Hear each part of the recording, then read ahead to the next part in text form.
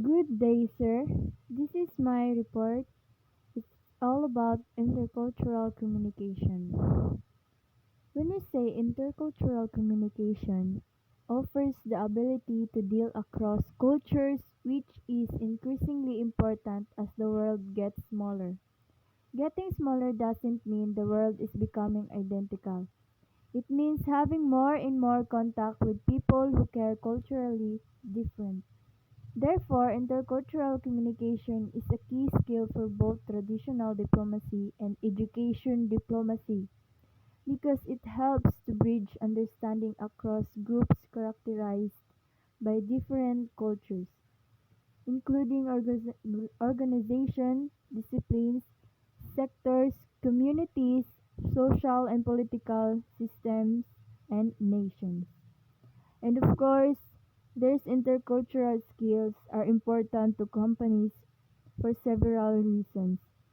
They not only give employees a better understanding of their workplace and coworkers, but they also help them adapt to new work environments and prevent culture shock while enhancing their cultural awareness, knowledge, and practical skills.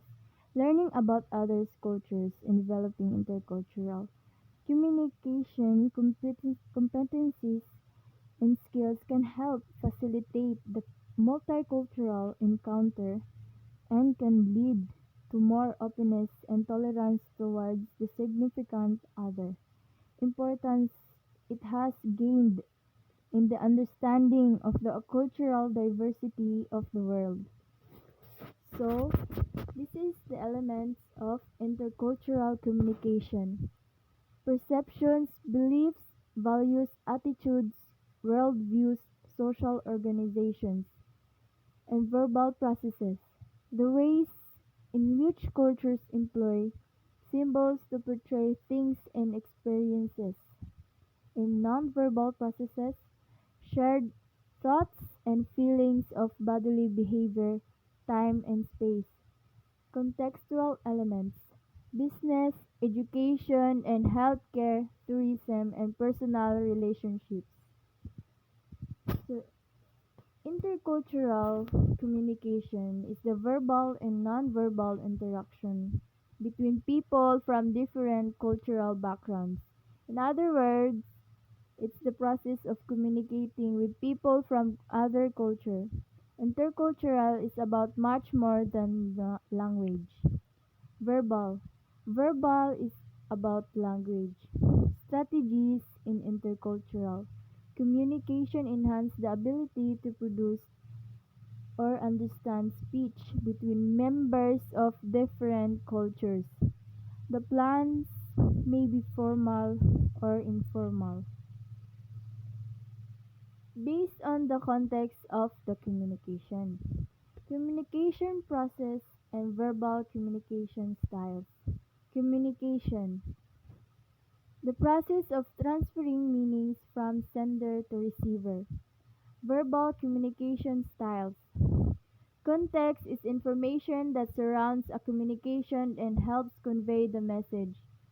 Messages are often highly coded and implicit in highly context societies such as Japan and many Arab countries. The message explicit in the speaker says precisely what he or she means in low context societies such as the United States and Canada. When we say verbal, verbal is in identifying the communication problem, formulating the strategy, identifying the tactics that can correspond to the strategy, and last, testing the strategy and tactics, and if necessary, putting the strategy in writing. Examples of verbal communication skills like assertiveness, advising others regarding an appropriate course of action, disciplining employees in a direct and respectful manner, recognizing and countering objections. So that is all about verbal. In nonverbal, includes facial expressions, the tone and pitch of the voice, Gestures displayed through body language, kinesics, and the communicators, proxemics. So, when you say kinesics, comes from the root word kinesis, which means movement and refers to the study of hand, arm, body, and face movements. Especially, this section will outline the use of gestures, hand movements, and posture, eye contact, and facial expressions as nonverbal communication. So as you can see in the picture, this is the example of kinesics. So let's proceed in proxemics. Proxemics describes an individual's perception of and use of space, both personal, how much space do they take up, and social, distance from another. Kinesics describes an individual's use of body language, including the study of postures, gestures, facial expression, and eye contact. So as you can see in the picture, proxemics. So in the picture, it means the study of space and how we use it or how it makes us feel more or less comfortable, and how we arrange objects and ourselves relation to space. So this is the proxemics. Nonverbal communication. We, I mentioned it earlier, refers to gestures, facial expressions, eye contact, or lack therefore, body language, posture, and other ways people can communicate without using language. So, let's proceed.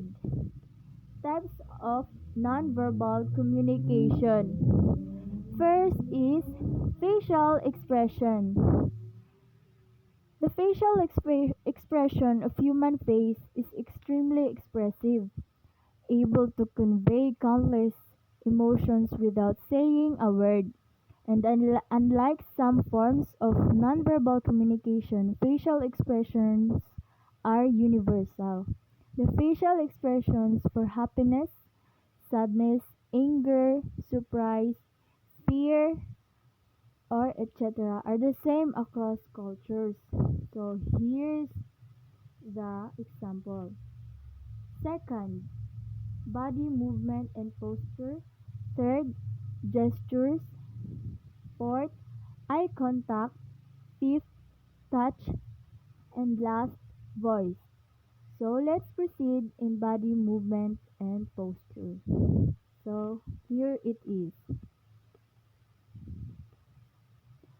When we say body movement or posture, which physical behaviors, as opposed to words, are used to express or convey the information.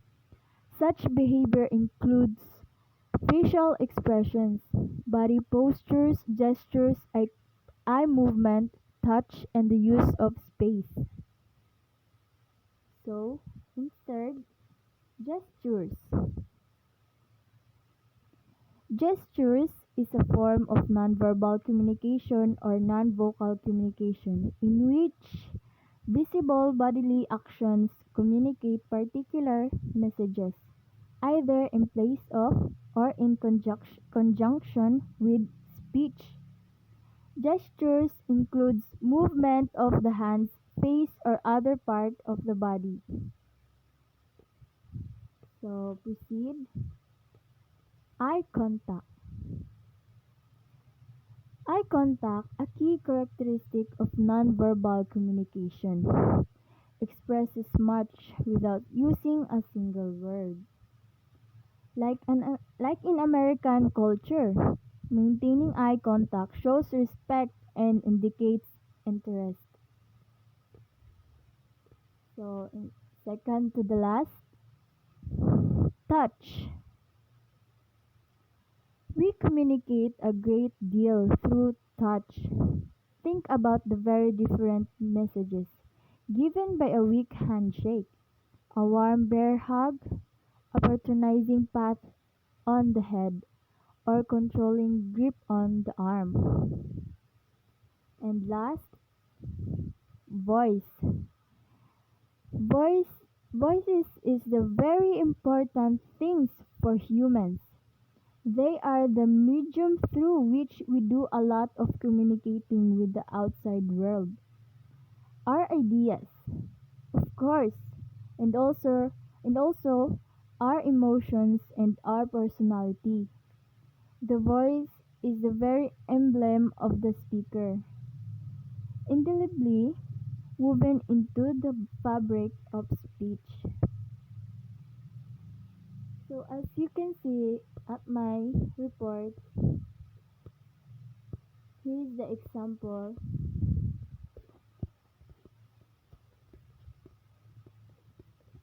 and this is all my report, sir. Here, and thank you, sir.